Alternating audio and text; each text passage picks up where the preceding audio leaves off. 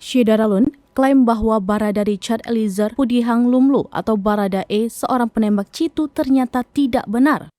Bahkan prajurit polisi yang kini menjadi tersangka dalam kasus penembakan yang menewaskan Brigadir Nofriansyah Yosua Huta Barat alias Brigadir J itu ternyata terakhir latihan menembak pada Maret 2022.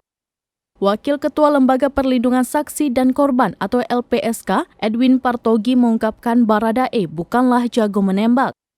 LPSK mengambil kesimpulan itu berdasarkan pemeriksaan psikologis Barada E yang dilakukan sebanyak 3 kali. Edwin mengatakan Barada E bahkan baru mendapatkan pistol pada November 2021, sementara latihan menembak terakhirnya pada Maret 2022. Edwin menjelaskan Barada E juga bukan bertugas sebagai ajudan atau ADCAM atau ADC Irjen Verdi Sambo. Pria asal Sulawesi Utara itu sehari-harinya hanyalah sebagai sopir.